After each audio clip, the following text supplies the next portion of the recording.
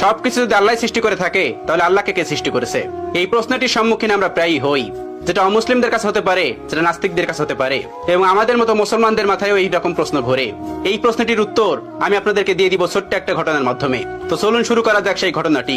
একবার ইরাকে সমস্ত নাস্তিকের একত্রিত হলো এবং সেখানকার সমস্ত আলেমদের ডাকলো এবং বলল, তোমরা যদি আমাদের 4টা প্রশ্নের উত্তর দিতে পারো তাহলে আমরা ইসলাম ধর্ম গ্রহণ করে নেব, আমরা মুসলমান হয়ে যাব, আমরা নাস্তিক থাকবো না।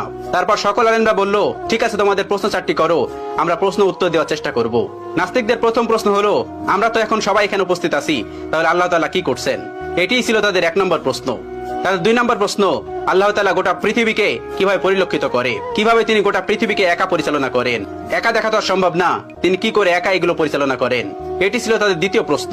তাদের 3 নম্বর প্রশ্ন, মুসলমানদের নবী হযরত মুহাম্মদ সাল্লাল্লাহু আলাইহি ওয়াসাল্লাম মিরাজে গিয়েছিলেন, পৃথিবীর এই আহ্নিক গতি ভেদ করে আসমানের কোন দরজাতে তিনি আসমানে প্রবেশ করলেন এবং আল্লাহর সঙ্গে দিদার করলেন? এটি ছিল তাদের তৃতীয় প্রশ্ন।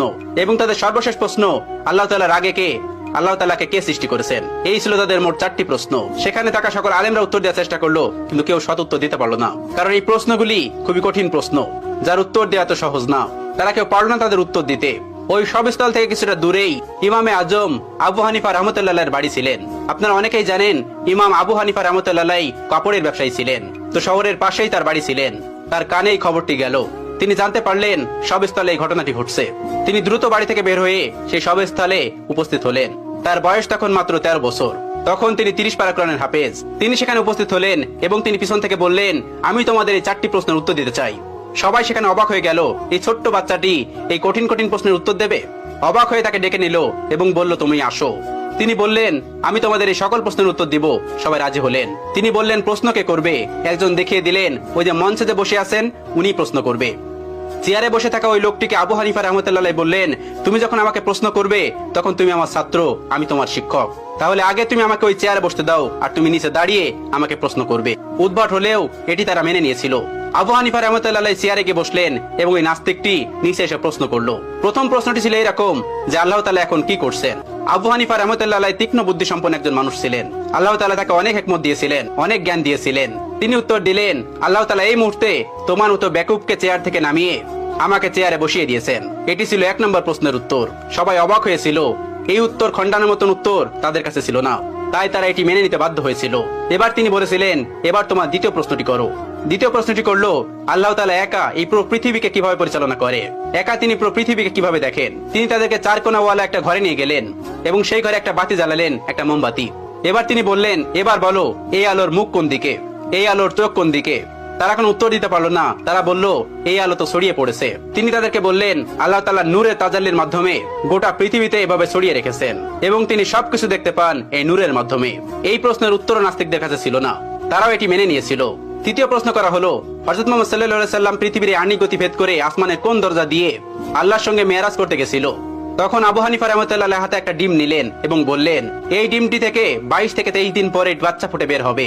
এবার তোমরা বলো, এই ডিমটির বাচ্চা কোন দিক থেকে বের হবে? তারা বললেন, এটি ঠোঁট দিয়ে ডিম ভেঙে বের হবে।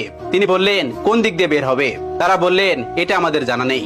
এবার ইমাম আবু হানিফা রাহমাতুল্লাহ বললেন, আল্লাহ তাআলা তার বান্দাকে আসমানে নিবেন কোন দরজা দিয়ে নিবেন, এটি আল্লাহ তাআলা ভালো জানেন। এটা আল্লাহ তাআলার কাজ, তোমার আমার কাজ না।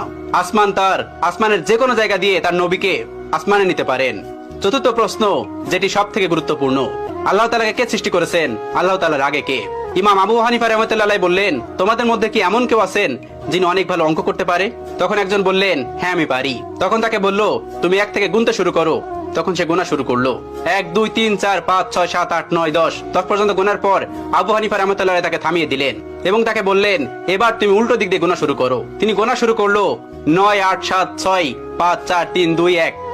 এরপরে এসে সে আর গুনতে পারলো না। এবার ইমাম আবু হানিফা রাহমাতুল্লাহ তাকে বললেন, তুমি থামলে কেন? আমি তো তোমাকে থামতে বলিনি। তিনি বললেন, এর আগে কিছুই নেই। এবার আবু হানিফা রাহমাতুল্লাহ বললেন, আল্লাহর আগেও কিছু নেই। সামান্য একটা সংখ্যা দিয়ে যদি তার আগে কি আছে তুমি বুঝতে না পারো, তাহলে তুমি সেই মহান সত্তাকে কিভাবে বুঝতে পারবে যে তার আগে কেউ নেই? তোমার মাথায় এই জ্ঞান আল্লাহ তাআলা দেননি। এজন্য তুমি প্রশ্ন করো, আল্লাহ তাআলার আগে কে? আল্লাহ তাআলার আগে কেউ নন। কুল হুয়াল্লাহু আহাদ, আল্লাহুস সামাদ, লাম ইয়ালিদ ওয়া লাম ইউলাদ ওয়া লাম ইয়াকুল লাহু কুফুয়ান আহাদ। তিনি এক এবং একক, তাকে কেউ জন্ম দেননি, তিনিও কাউকে জন্ম দেননি। তিনি শাশ্বত চিরন্তন, তার আগে পরে কেউ নেই। এই ছিল আবু হানিফা রাহমাতুল্লাহ প্রজ্ঞা এবং জ্ঞান, যেটি দিয়ে তিনি পুরো পৃথিবীকে আলোকিত করে রেখেছিলেন তার জ্ঞান দিয়ে। এখনো তার কিতাব, তার দর্শন দিয়ে মানুষ ইসলামকে পরিচর্যা করে। আল্লাহ তাআলা আমাদের সকলকে ইসলামের পথে থাকার তৌফিক দান করুন, ইসলামের পথে চলার তৌফিক দান করুন, ইসলামের বিধানগুলো মানার তৌফিক দান করুন।